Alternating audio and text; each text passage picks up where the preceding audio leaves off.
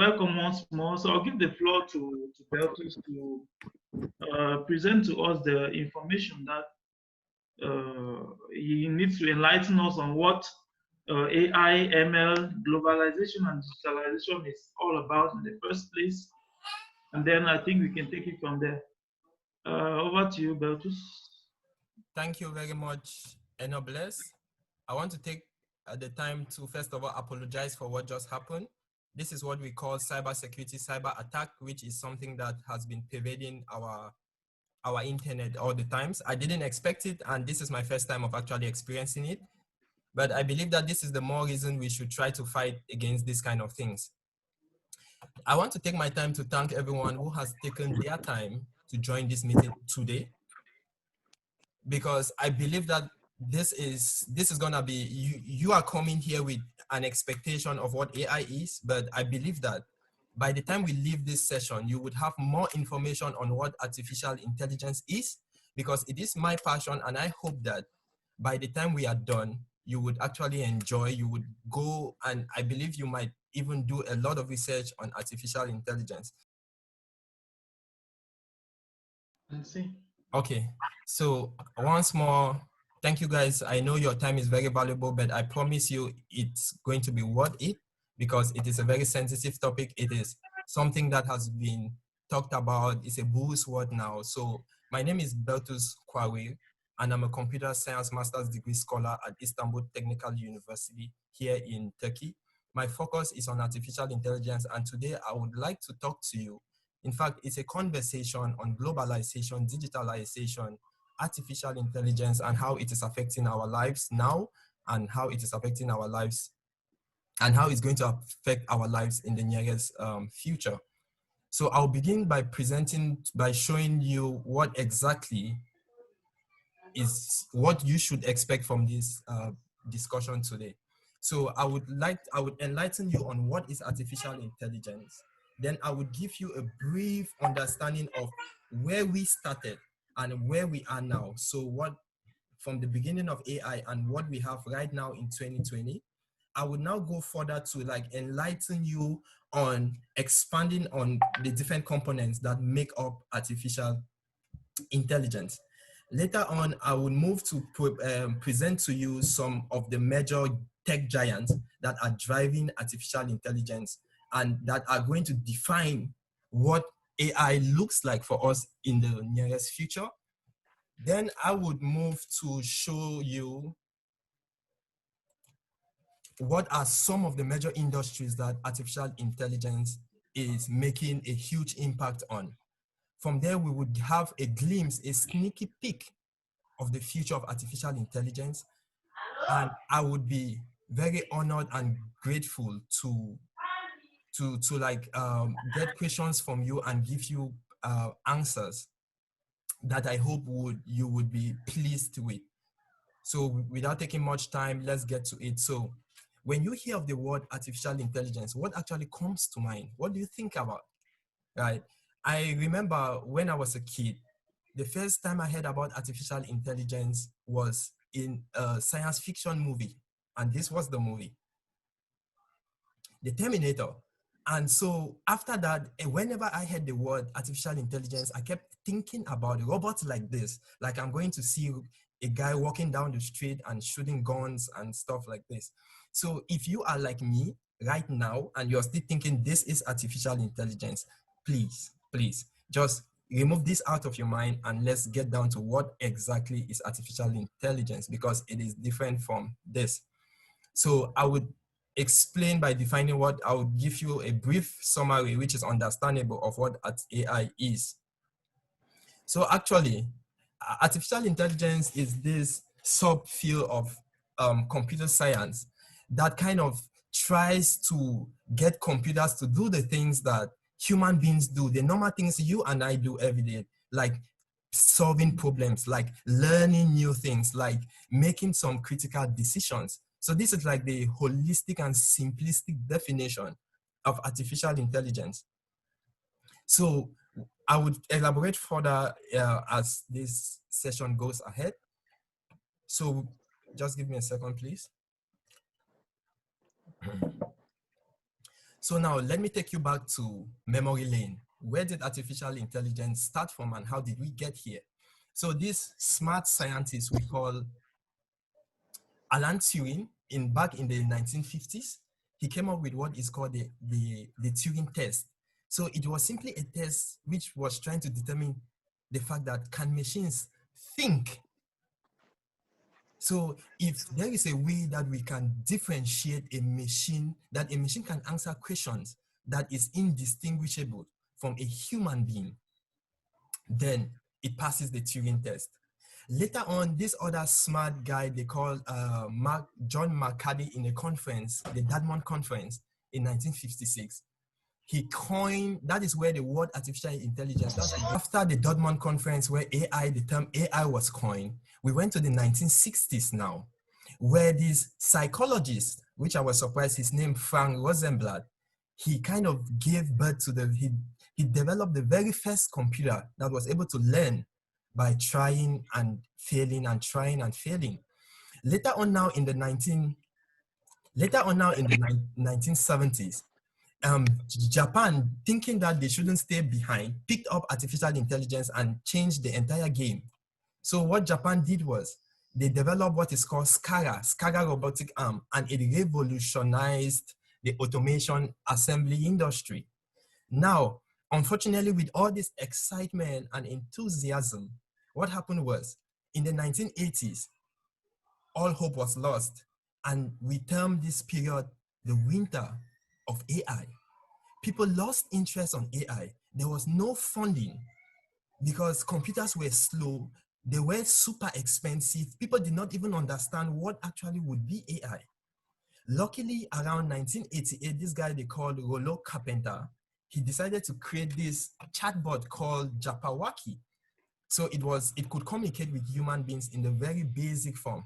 But this is what actually transformed, this is like the pinnacle of AI. What made people to understand that AI is gonna be something else was in the 1990s when IBM developed this AI called Deep Blue that was able to challenge the then reigning grandmaster and champion of chess, this guy called Garry Kasparov, in the game of chess.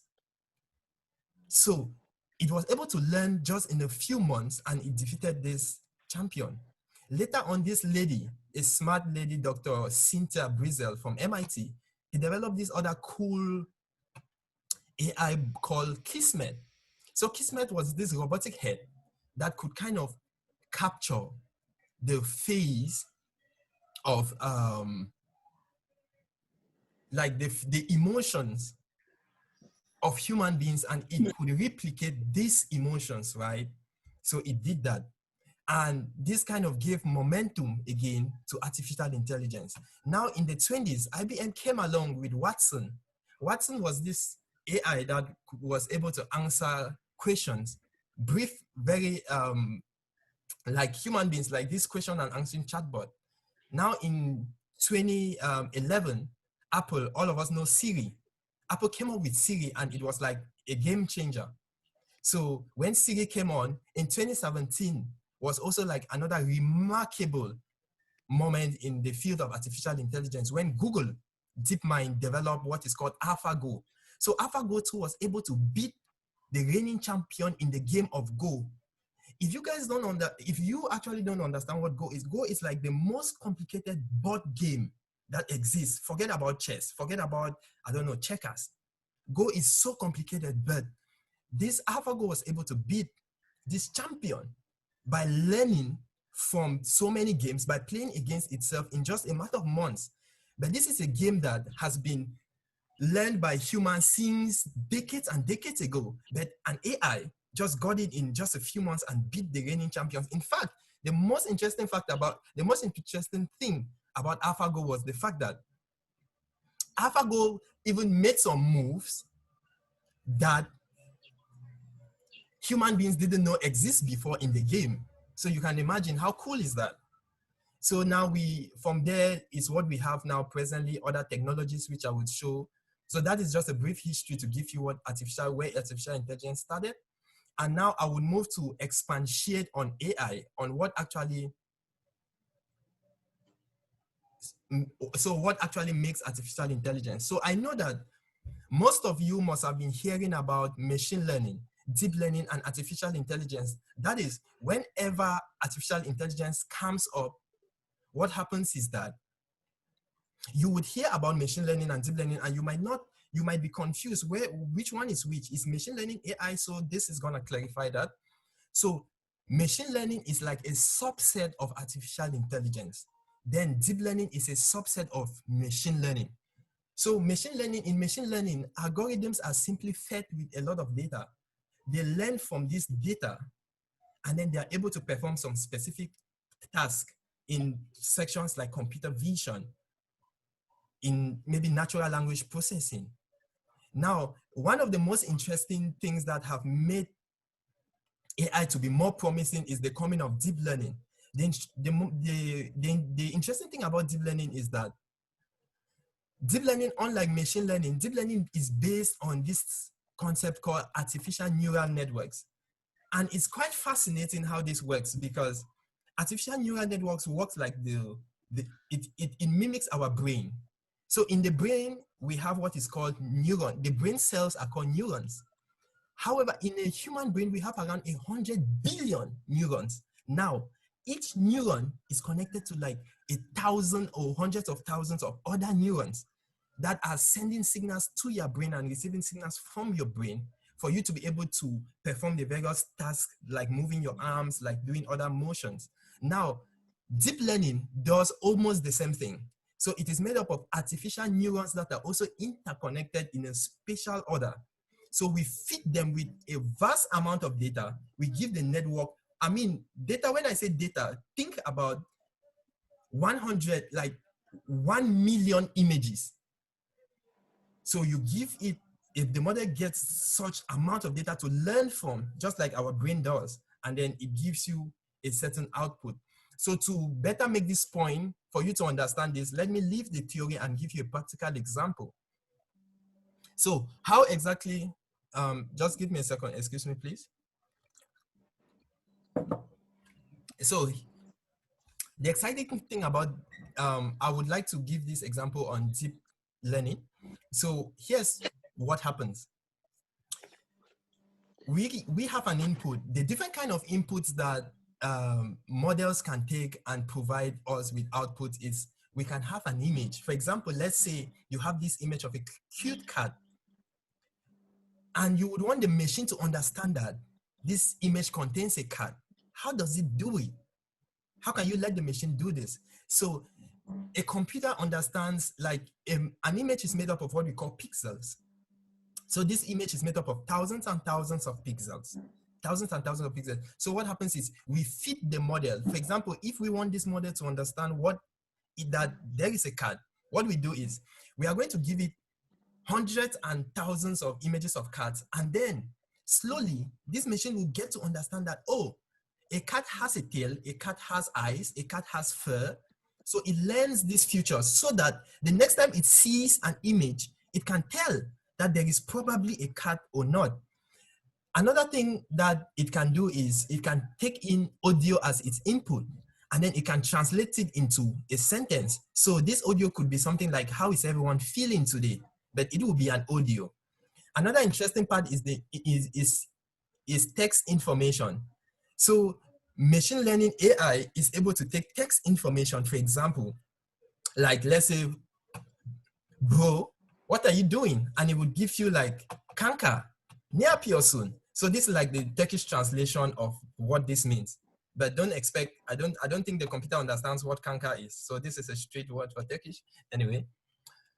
Then also the machine is able to get so much information like this, these cute little girls, and it can tell you that two children are sitting on the sand. So the point I want to drive here is that if there is no data, there is no AI. So if you don't have information, there is no AI. That is why in 2020, like just in the span of 5 years, AI has blossomed, because we have so much and so much of data that has been collected over the years. So this is why AI works. It's like the fuel of your car. If you don't have fuel, your car doesn't work. If you don't have data, AI, it doesn't work. So I will now go to show you the main guys who are like the leading guys who are pushing AI at the forefront. So the very people are these are the major companies that are taking AI to another level. And they are probably the people that are going to define to us what AI will look like in the future. There are other companies, but these are like the big guys that are making everything work. Now I would like to show you some industries that AI has been transforming. Some things that you might think that they are far out there, because when you think about AI, you might be thinking it's 50 years from now, it's like 100 years from now. It is not the case. So it is something that exists right now, right here. So the very first industry that comes to mind is health. And I would like to show this by, please give me a second. Let me see if I can get back. Okay, here. I just wanted to bring my screen back. Okay, so what I would like to do is I would like to give you an example of how much impact artificial intelligence is creating in health. There is this disease called the diabetic retinopathy, aka DR. So it is one of the major causes of what we have like blindness in humans now. And around more than 400 million people are suffering from this today. Now, the interesting thing is that it takes two specialized ophthalmologists to look at an image of the retina of the eye. So this red circle you see, that is a retina of someone suffering from diabetic retinopathy. It takes them time to detect if you have this disease with around 60% accuracy. Now, AI, what it does is that AI does this in a split second by training on so many hundreds and thousands of images of retina in order to just do it with a split second. You can imagine the time that it is saving. These doctors can now go and do their work by treating people, not screening them. Another interesting field for me that also AI has been transforming significantly is education. So to give you an idea of how far, you might be thinking that this is something really far out there. Let me give you an idea of how far education is being used by showing you this example of what is going on in primary schools in China. Just watch this for a second.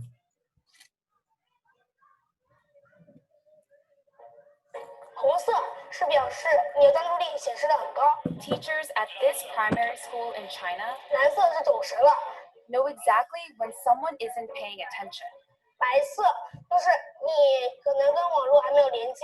These headbands measure each student's level of concentration. The information is then directly sent to the teacher's computer and to parents.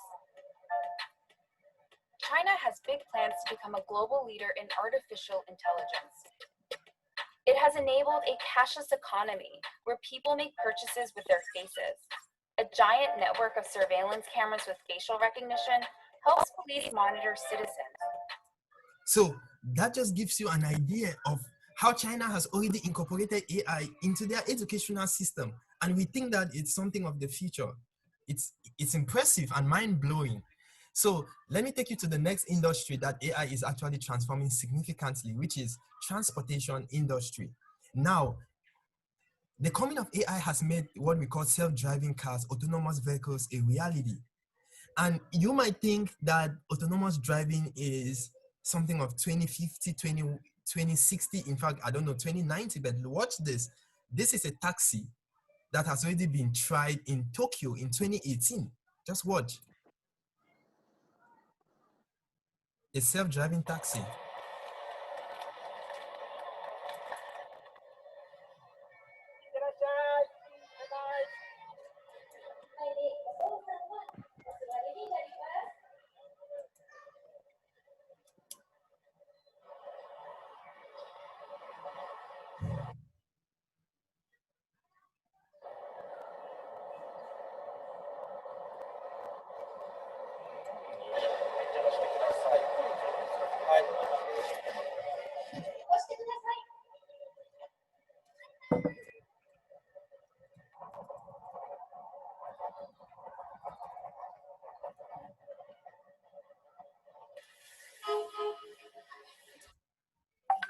So that is what is happening right now in China. So the next field I would walk you through is, let me get back to, okay, share screen. Please give me a second.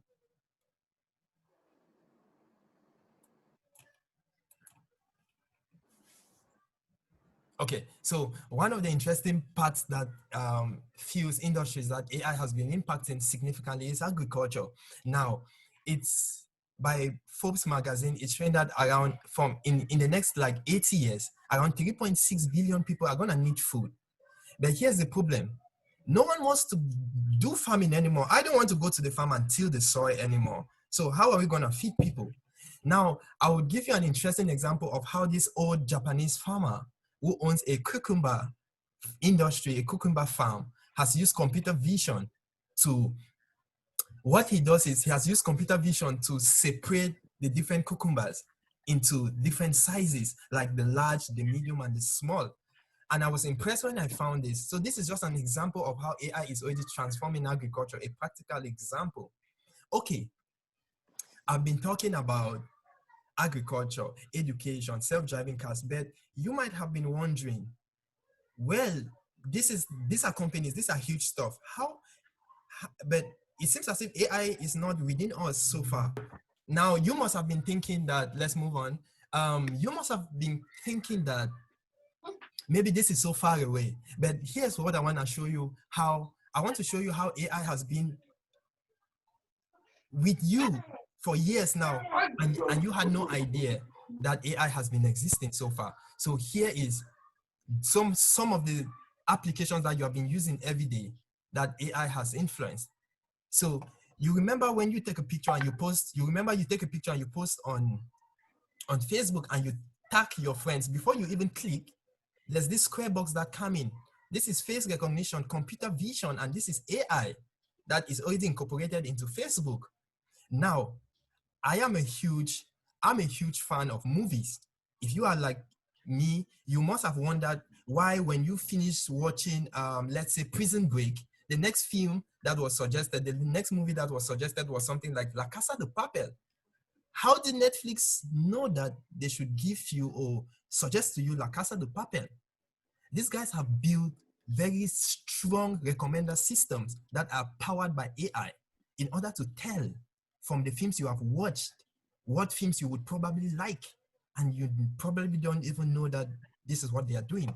Now, emails, we use Gmail every day, we use Yahoo. There are some mails you will never open because Google helps you and sends them to spam. How do they know that an email is spam? That is AI, machine learning. Google Translate is the sweetest guy that has saved my life here in Turkey as a foreigner. I used it a lot. I almost even, well, sometimes it almost put me into trouble by mistranslating some things, but luckily they understand I'm a foreigner.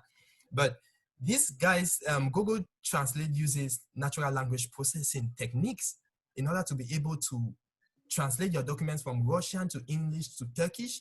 And what it does is that it trains their model on, millions. You might not have an idea. When I say AI is powered by data, I want you to understand this. Google, for example, uses hundreds of documents, hundreds of millions of documents from the web, for documents that have been translated by professionals, by professional translators, to be able to train their model to give you that accurate translation of, for example, let's say I'm hungry in English and you want it in French, and you see j'ai faim. That took millions and millions of information for the Google model to understand and give you that result. So no data again, as I said, no AI. Now, let's leave the present and think about what the future holds for artificial intelligence. There is so much hype around the future of artificial intelligence, and I will just take you through some very few examples. Again, transportation. Who doesn't want to just sit in the car and sleep, and then the car wakes you up and says that you're at your destination? So we are trying to move to a future whereby we have total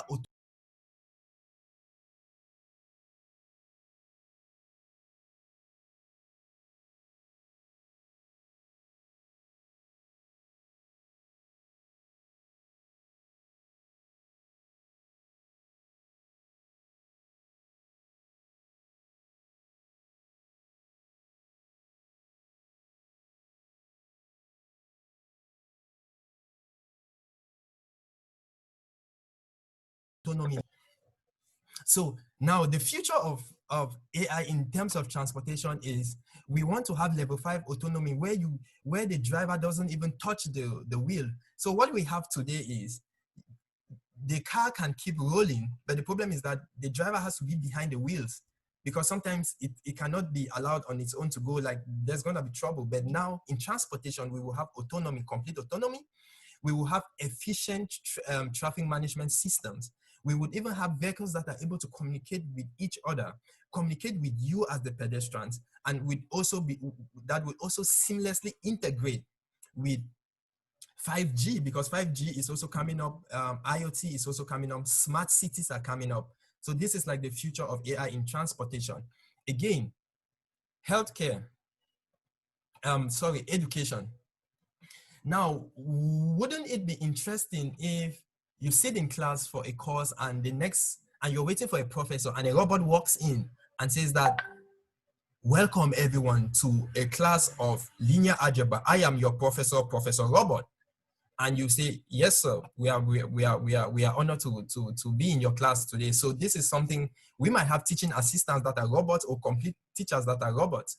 We can have personalized education in the future, whereby AI will be able to understand the subjects that you are having difficulties in. Maybe it's mathematics, but you're very good in designing, and it will be able to like personalize your own education to fit your needs.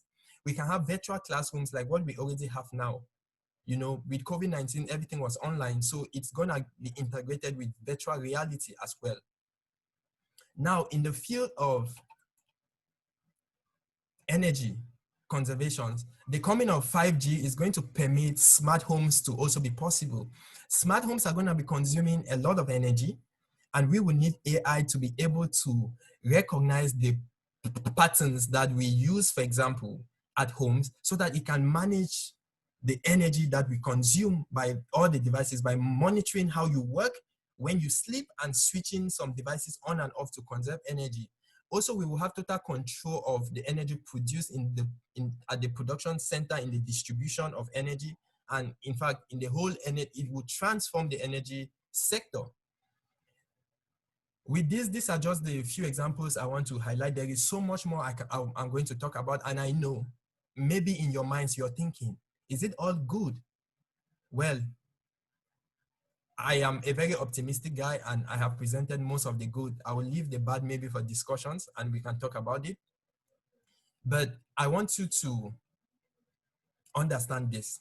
I have come close to the end of my presentation, and I would like you to understand this, that AI is here. AI has come to stay. And I would plead that it doesn't matter if you are a farmer, if you are a politician, if you are a doctor, if you are, it doesn't matter. It's going to be in every field. So please do not think that AI is for the guy with glasses in the lab, a genius, a scientist, an engineer. No, it is for everyone. And I would like you to understand that you can be part of artificial intelligence. In fact, you should be part of artificial intelligence because it's going to affect you and you might benefit tremendously. You can use it to transform your world. As I said again, you don't need to be a computer scientist. AI is everywhere, and there are endless opportunities. Thank you very, very much for taking your time to listen to this presentation on artificial intelligence. I hope you enjoyed it, and it will be an honor for me to answer your questions as succinctly, as briefly as I can. And I'm waiting for your questions. It is going to be quite an exciting session, and I hope you actually enjoyed it. Please feel free to contact me. This is my phone number. This is my website. I am a writer and a blogger. And you can also contact me on Instagram, on any of the social media platforms I am present. Once more, thank you. And I will give the floor now to Enobless, who is the host. Thank you very much, Bertus, for your presentation. It was quite elaborate, and we learned a lot really from what you presented. So, given what you've presented so far, and we're noticing that AI, especially with COVID-19, we're seeing that AI is gaining a lot of grounds. So now, one of the things that people are worried about, or people are much concerned about, is the fact that we've seen it with the internet revolution, with the dot-com revolution. Technology, generally, people want technology to, at a global level, to bring countries, the underdeveloped countries and the developed world, much more closer. But it is not what we are seeing. For example, we've had Silicon Valley. If you take, for example, Silicon Valley, which is the heart of technological development, the wealth of the world is quite asymmetrically distributed. You see that in Silicon Valley, but at the other end of the world, where technology is invested, we have most of the time manufacturing. Say Apple, IBM, the companies you mentioned, they have their manufacturing firms in the underdeveloped world because that's where the labor is cheap. Now, if AI comes, we have the repetitive tasks that they do. These tasks are going to be automated, which means that manufacture doesn't necessarily have to be far away from the company in question. So manufacture and R&D could as well go back to the US, which means that jobs are going to be lost in the underdeveloped countries. Now, these companies also offer sometimes free courses or scholarships, and people in this country, the youths in this country, in this country who actually have the knowledge, you have the phenomenon of brain drain, which means that most of the youths that are intelligent in the underdeveloped countries are going to go to these countries to seek for opportunity. So there's this appearance of a divide.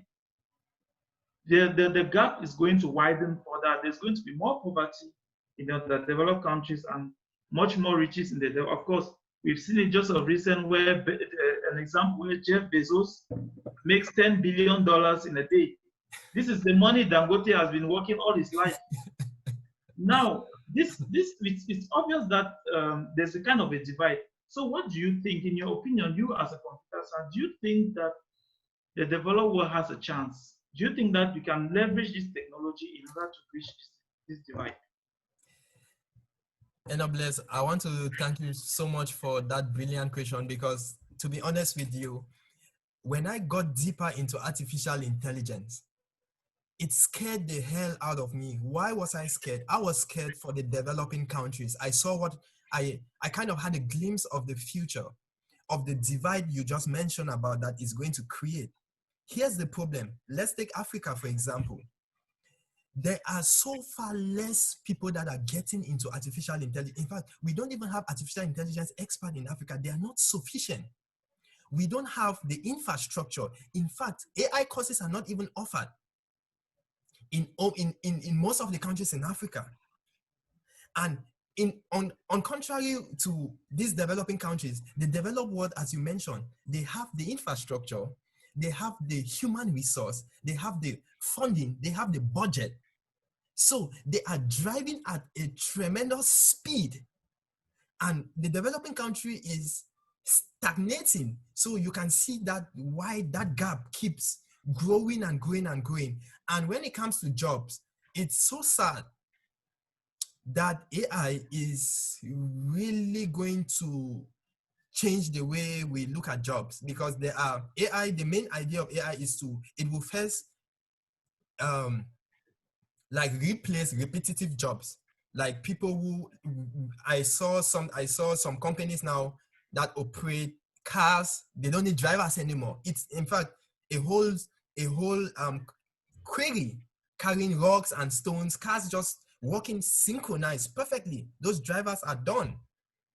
So it is a sad truth that the gap is gonna widen unless there is something that we can do, unless we kind of wake up. And I say this with so much sadness in my heart, because I know, I see what is happening, and it seems as if we are ignorant of artificial intelligence, or most people don't even know what is happening. So imagine you're kept in a box. It's like you're kept in a box, and these guys over here, the Western world, is growing at a huge speed, and you would wake up one day and realize they are, I don't know, they are like in Mars and you're still on Earth.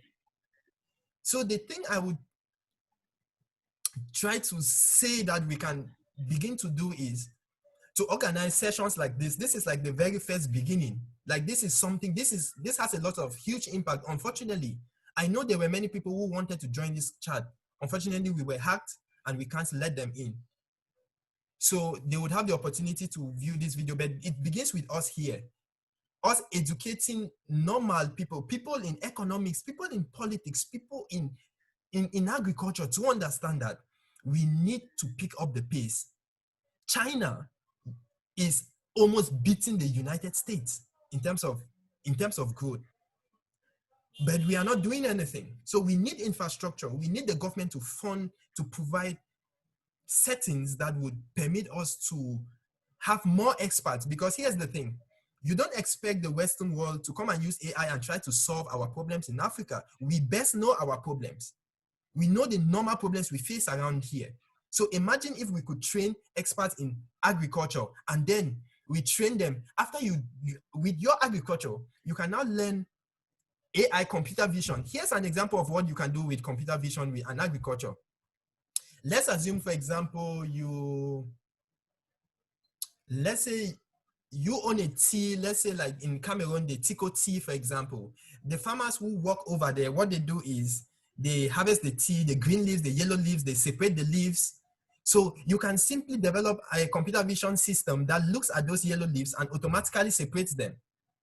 You can even develop artificial intelligence algorithms that can able to detect things like pesticide that affect plants.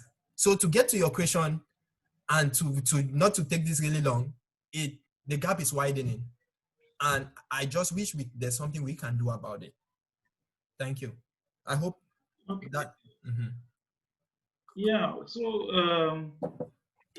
alongside that, Yes. you've mentioned some other factors such as funding, and we can see in the United States, for example, there's a study that was published that almost about 40% of jobs were lost because Yes. a lot of repetitive jobs were replaced by AI.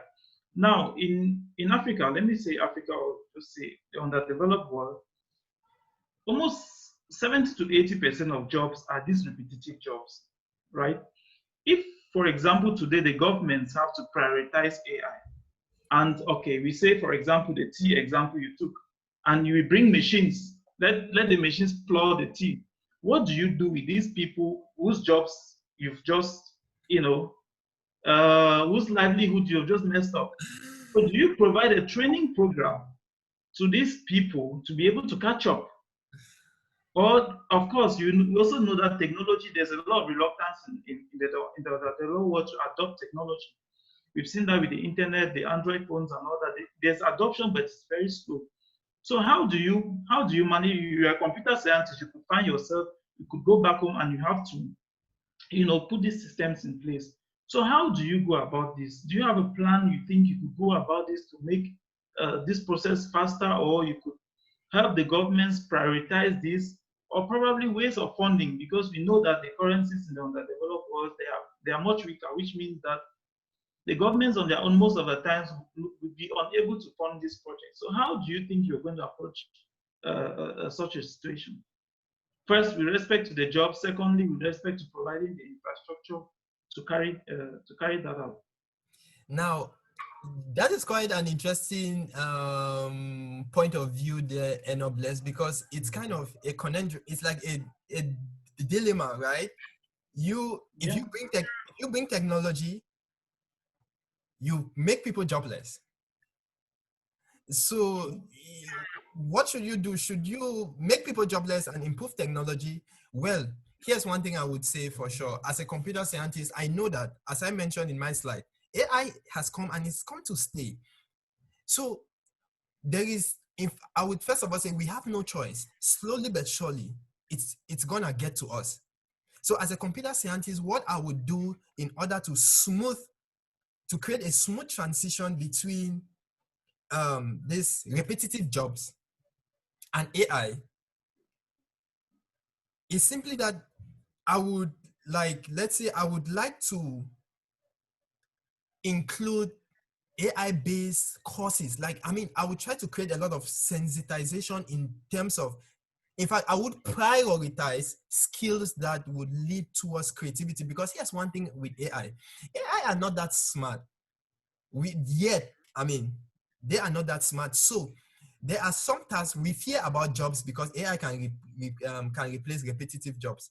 So people have to be smart enough to understand that there are some jobs AI cannot replace so soon. For example, jobs that involve creativity, jobs that involve people management.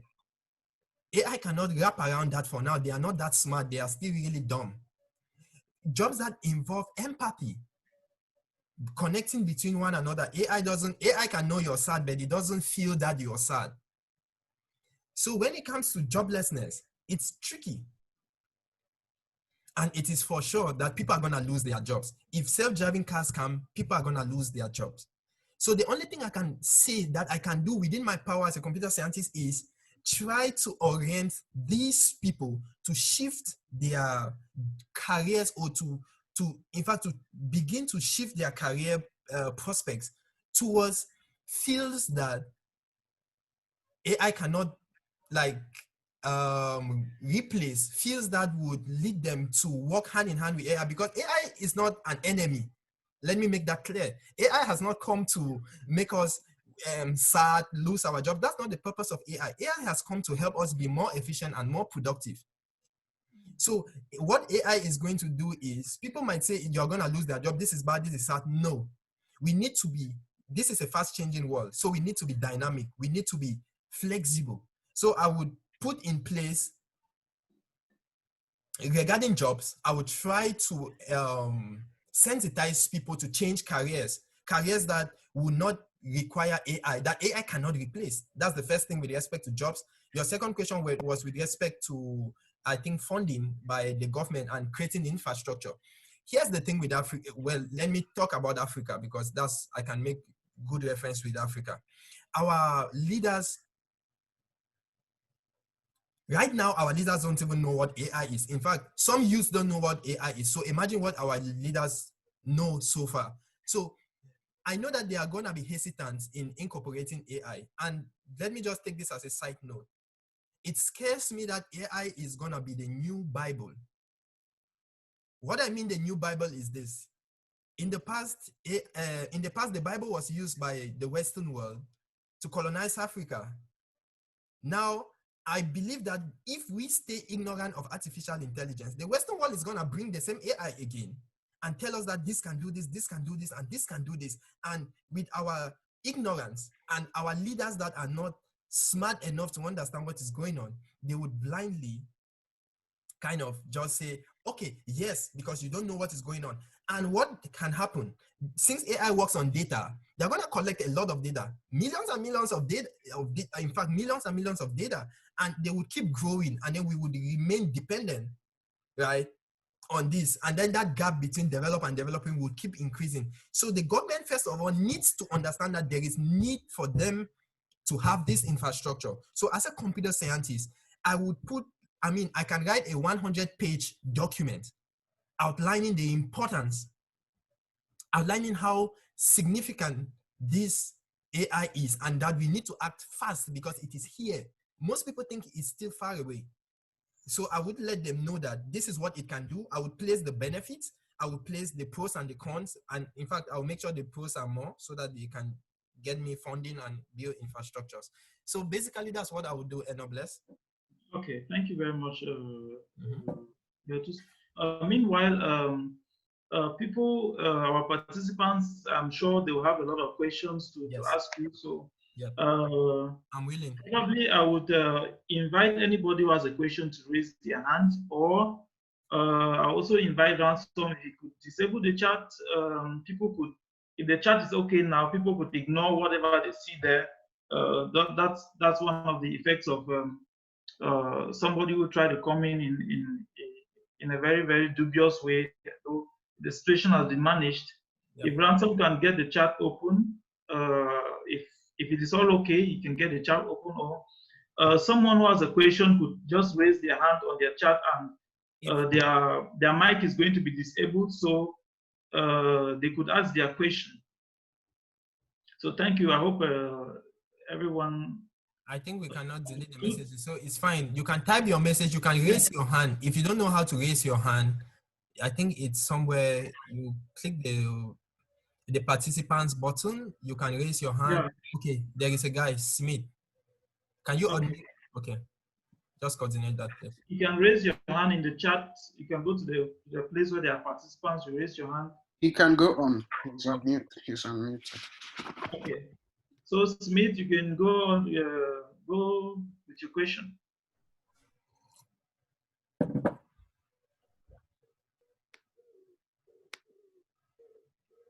Smith there? Yes, can you guys hear me now? Yes, Smith. Yes. Okay, so Enubles, thanks, and Bertus, that was a wonderful presentation.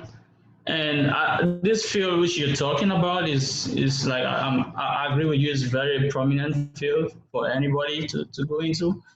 And what I want to say, I just want to first of all thank you for the presentation. It was really something really deep and knowledgeful. So my question was I was going to ask you was what Enubles already asked about how to go about, especially our folks back home in Africa, like maybe how do we get to, because I know with the internet, first of all, to do that you need maybe some kind of high internet, you need some. So my question was like, how do you guys going to go about like training these people? Are you guys going to have like campaigns or maybe some classes, online classes, more online classes like this one which you guys are having is really going to help.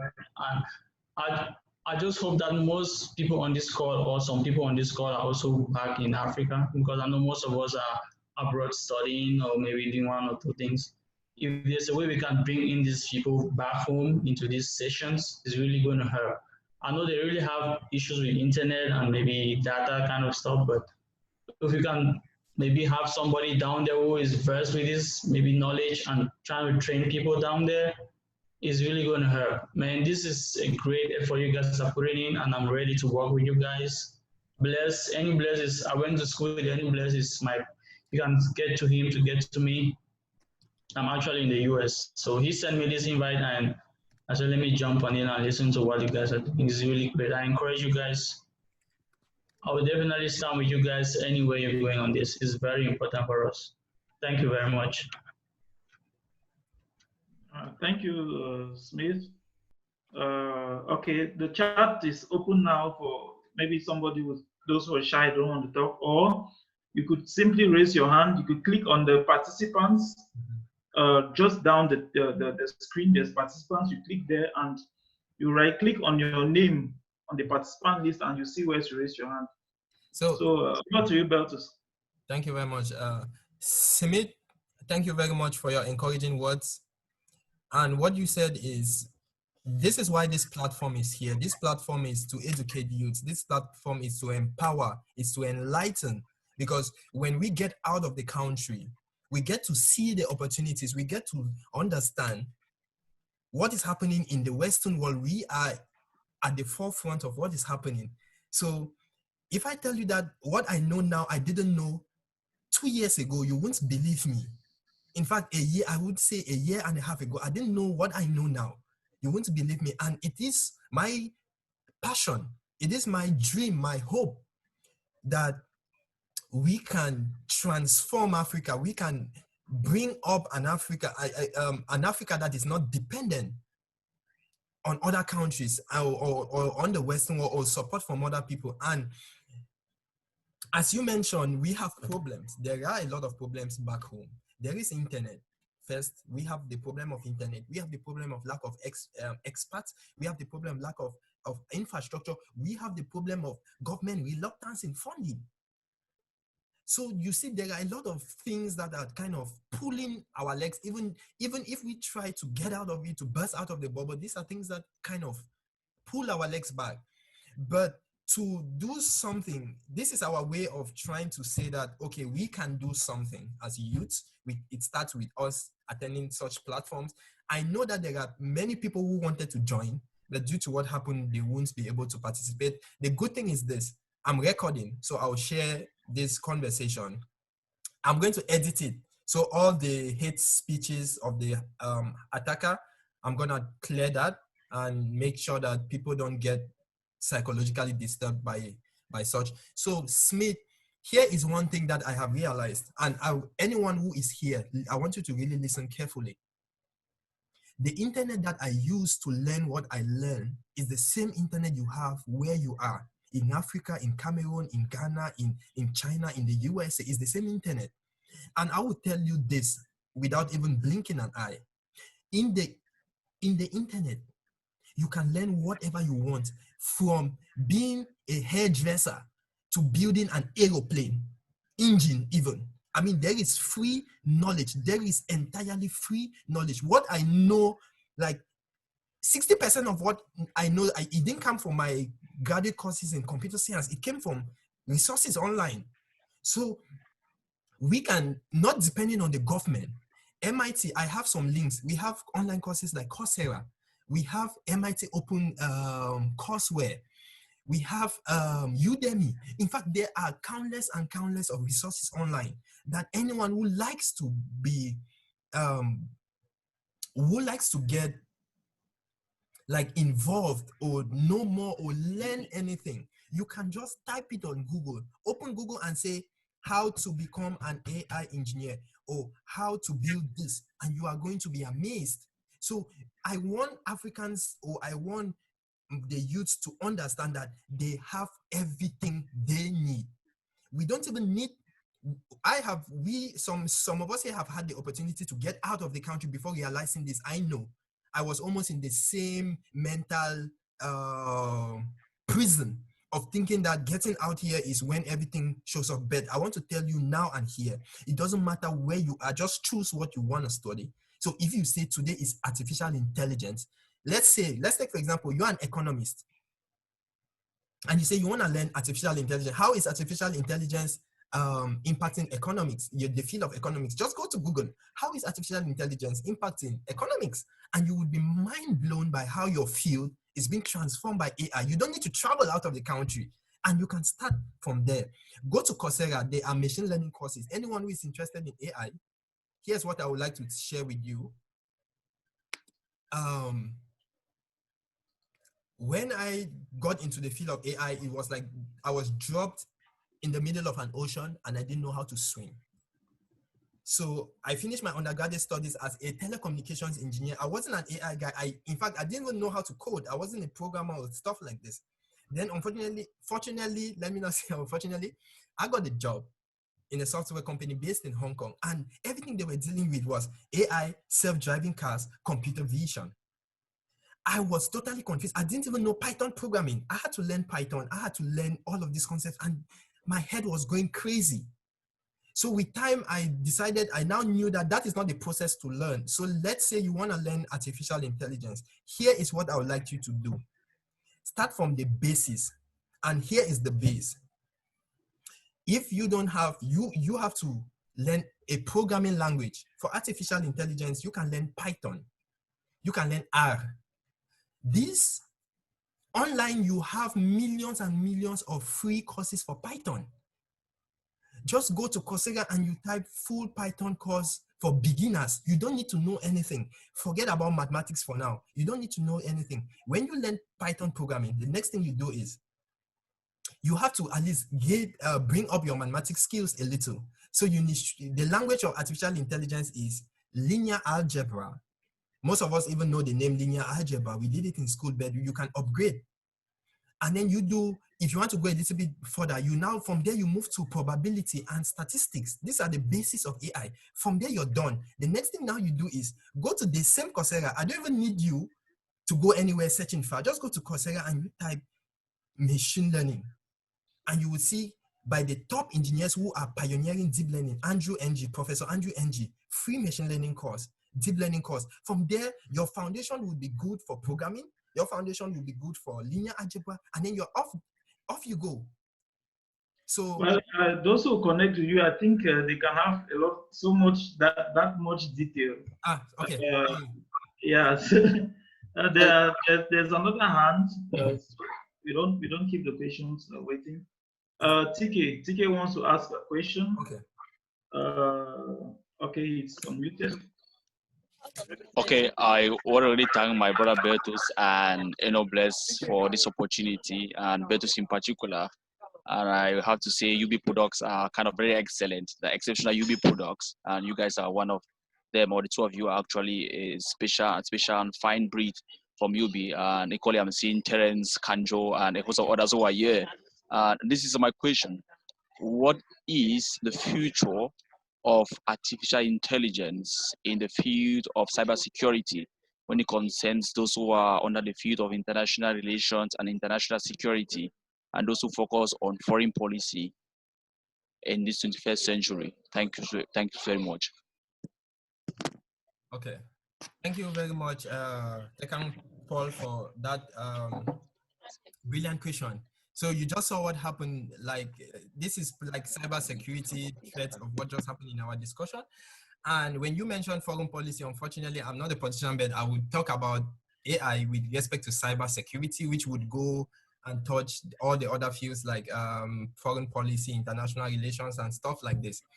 So here's how I think AI can positively influence cybersecurity to stop hackers and things like this. Look, the main flaw in cybersecurity has always been humans, you and I. So no matter how secure a system is, if the human being responsible for that system is sloppy, if he is sloppy, that system is weak. So we have always been like the weak link mostly of security. So here is how AI can circumvent that problem. So we can build artificial intelligence systems. I don't know, are you guys getting the prayer call from the background? Yeah, but I think your voice is loud. That's okay. Just give me a second. Let me shut down my window and I'll be back. Just a second.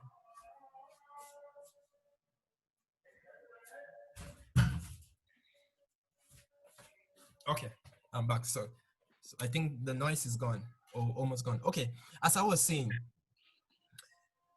in cyber, this is what I think in the future AI is gonna do to cybersecurity. So we are going to develop AI systems that can act as middlemen.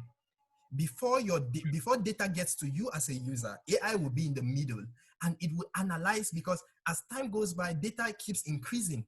Humans cannot cope with so much information. There is Twitter, there is WhatsApp, there is Instagram. So AI is fast enough to learn that a message can be from an attacker. It can analyze this based on multiple attacks. Then it would block that information from even, let's say on the web, it will block it from even getting to you. So it can save, it can prevent you from getting hacked by like a cyber crime hacker or a cyber warlord, for example, right? But I know a question might pop up in your head like, okay, aren't the cyber guys also learning about AI, right? We are the good guys. We fight against cyber using AI. They're also learning about AI. So it's a tricky question because the AI guys, let's say the cyber security guys, we would come in a situation where there is this fight. The AI from the cyber security guys would be fighting against the AI that is built to prevent people from being hacked. So as our AI develops, theirs develops. So it's gonna be quite like, I foresee it to be like a battle, but hopefully AI would grow in such a way that it will be able to analyze and prevent cybersecurity threats before us humans even get the opportunity to get exposed to it. I hope I got your question right, Dekan. I think you've done justice to Tekan's question. Meanwhile, we have another question from Angela. Okay. Should be unmuted in a minute so she can ask her question. All right. So I want to thank Bertus Enu for the wonderful presentation. Okay, I have two questions.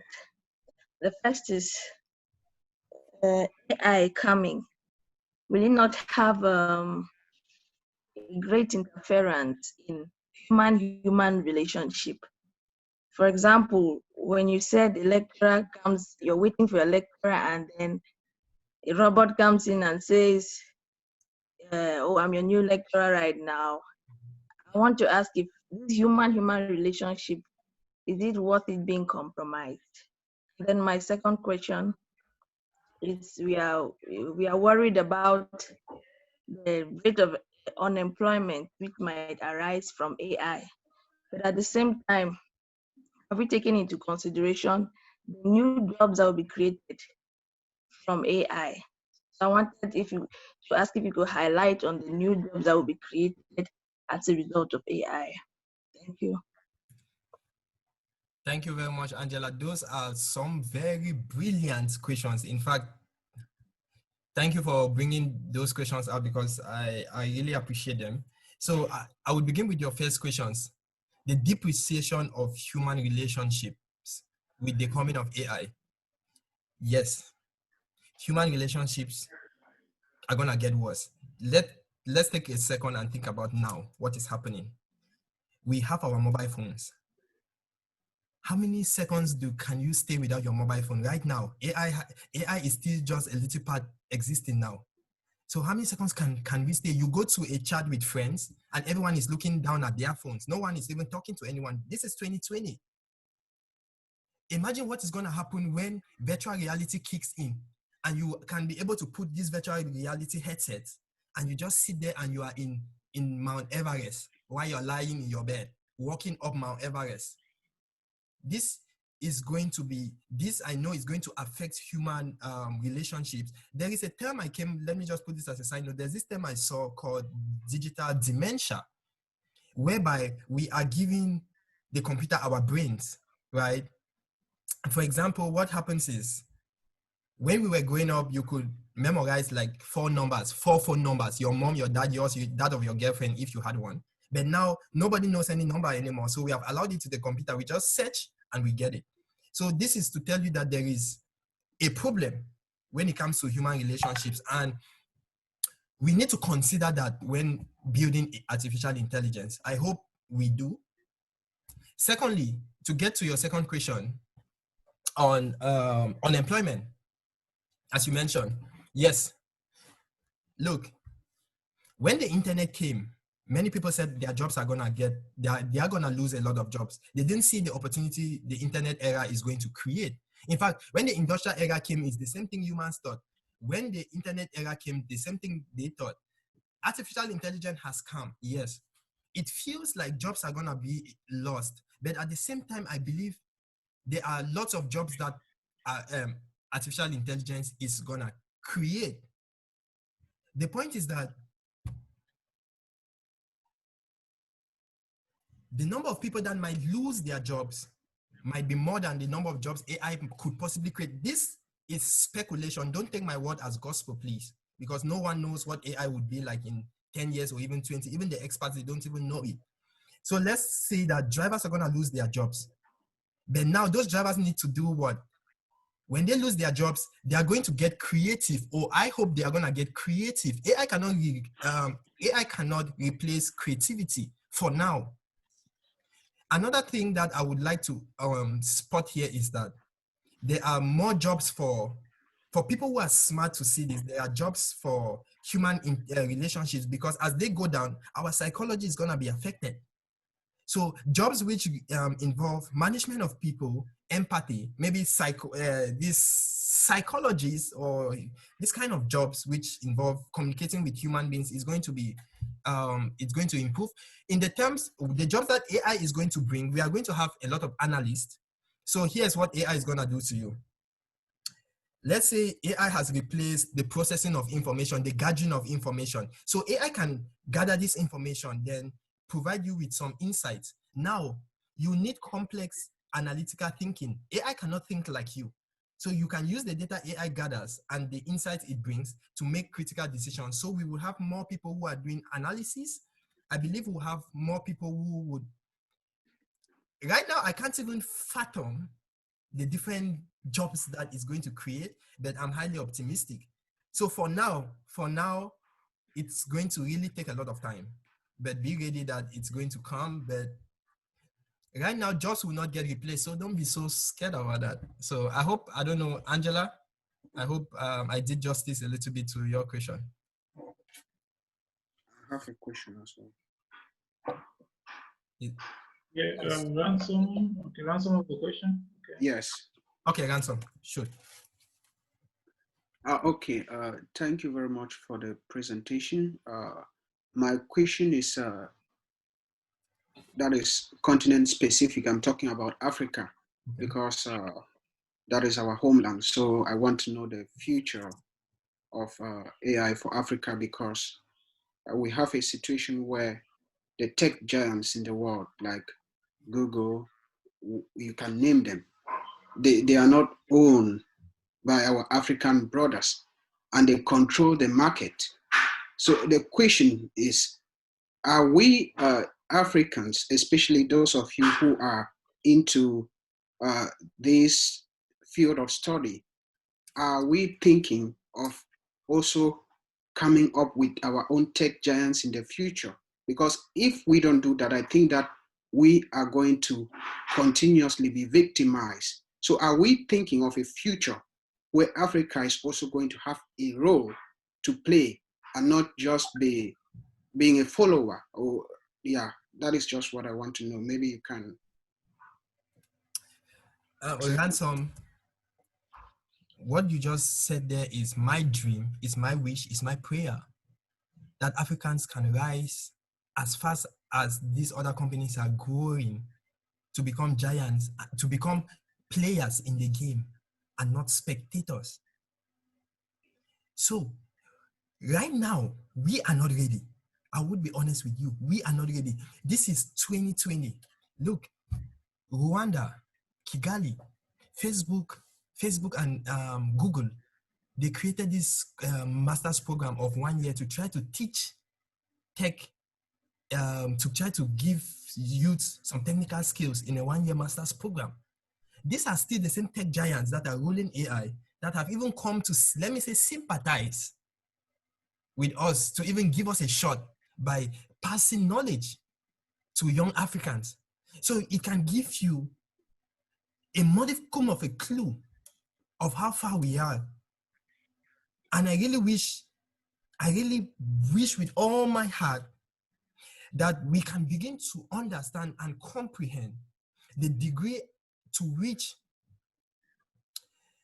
AI is growing and the degree to which it's going to affect us and how we are going to lose. We would benefit from the products, but what happens? We would be totally controlled by the outside world.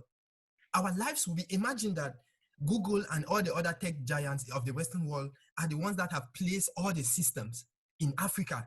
They would own your home, your communication in your home, everything that is going around you. They have this data. So you are a prisoner in the digital world. And this is sad. And the funniest thing is that you won't even understand what is going on because you might not be, let me say, you might not have the technology, the understanding to kind of comprehend what is happening in that kind of space. And as fast as we keep moving, what is happening is the text AI, I wish I could explain how fast AI has grown in 5 years, 2015 to 2020. It's skyrocketed. So think about how it's gonna skyrocket in the next 10 years and Africa is still sleeping. It's sad, but I believe we need to impact a lot of youth. We need to devote a lot of attention towards artificial intelligence. And here's one advantage that we have. Africa, we have the human resource, we have the youth. We are refusing to train them.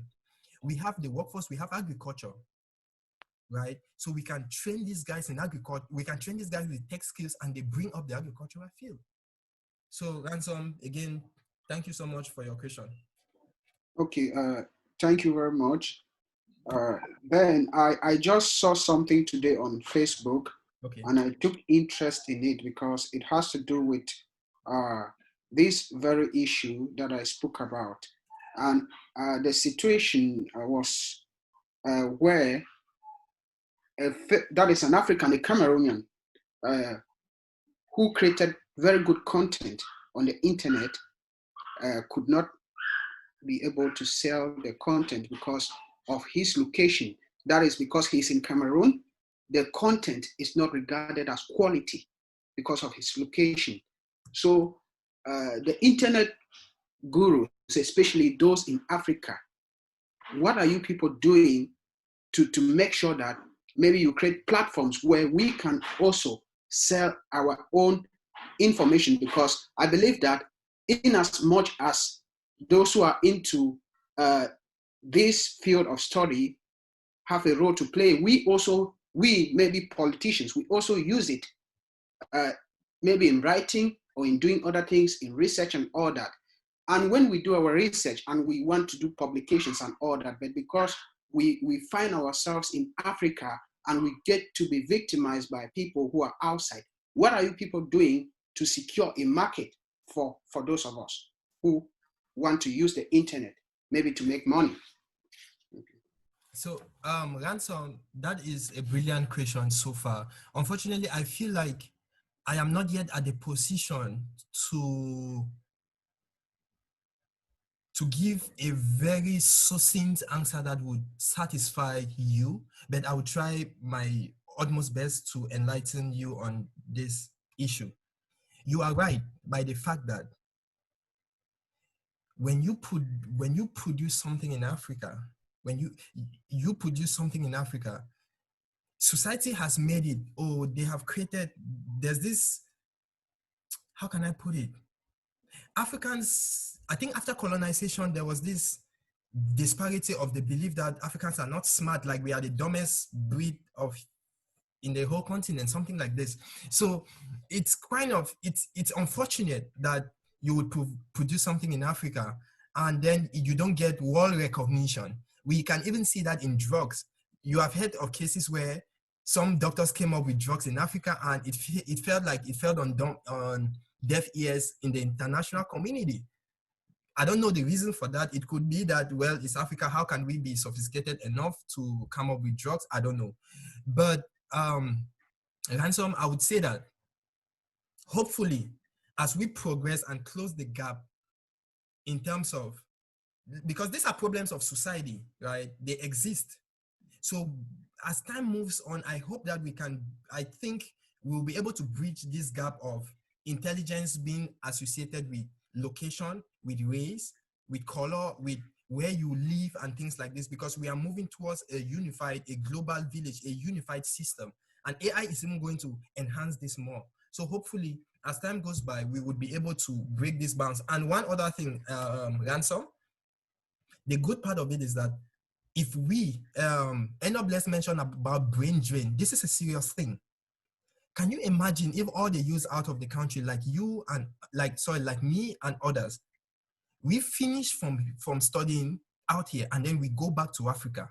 Now that is credibility, because whatever products we produce in Africa would have a lot of credit, and which means that the people we teach and the companies we create would also have a lot of credibility, because, well, as society has made it, you need to study in some fancy university before you're giving credibility for something. So let's say I'm done with the university that I am in, I go back and I create this thing. So it gives me some kind of leverage, which I believe that we can pass this knowledge. So an African who studies in Harvard goes back to Africa and teaches people in Africa, they would be good. And people would start to understand that they are capable. So hopefully this will help to solve the problem of race being, or I don't know, of location. Big challenge. Yeah. Yep. Yeah, okay. Thank you very much, Beltus. It has been a wonderful session. Questions are coming in from WhatsApp privately. I don't know, but it's too bad. It's normally we're supposed to hold the session. We've had a long discussion, but I believe that you shared your contacts already, and yes, what so many people you already. I'll share my contacts now I'll share some of my contacts where you guys can reach me, so that you can put it in the chat now. Yes, so as we're giving the closing remarks, those who want to get to you can talk to you. So it's been a very good session, and I believe that everybody has learned something. Everybody is able. Let's not forget that this is a technology which you can apply in every field. So we can go and research and see how we can apply this technology in our fields. And of course, as a measure of sustainability, try to involve others, of course, for the right reasons. So with Bertus's last words, conclusion, very short conclusion of about 30 seconds, not more, we can wrap up the program for today. So I would invite you to just last words, 30 seconds, a take-home message, very short and concise. Yeah, thank you very much. Thank you very much, Enobless. I want to take my time to thank everyone who has taken their time. I know your time is valuable, and I really appreciate that you join me on this interesting session. It gladdens my heart that I'm able to communicate my ideas with you all. Here's one thing I would like you to take home. I would like you to understand, put it in your mind, encrypt it in your brains, that AI is here. I really want to pass the message clearly. AI is here. It is not for the computer scientist. It is not for the computer engineer. It is not for some guy with glasses in a white lab with a lab coat and a genius. No, it is for you, and it is for I, and it is for me. So it doesn't matter your field. It's involved in every field. So please, if this session sparked a little bit of motivation in you, or if you got a little bit interested, just take a second, just take your time, go to Google, find out about your field, and then find out how your field is related to artificial intelligence. And you would be mind blown. From there, you would now start to see ways at which you can apply AI in your field. And together, as Africans, as youths, we can be able to bring about very awesome, amazing products that would better humanity and that will lead us to a more prosperous life. Thank you once more. It has been an honor and pleasure. Thank you very much. So thank you to Bertus. Thank you to all the participants. In 2 weeks, we'll have another chat. Hopefully, we'll be able to communicate fast enough the topic so people can be a bit more engaged and share with other platforms. Thank everybody. Good evening to everyone. Good evening. Goodbye.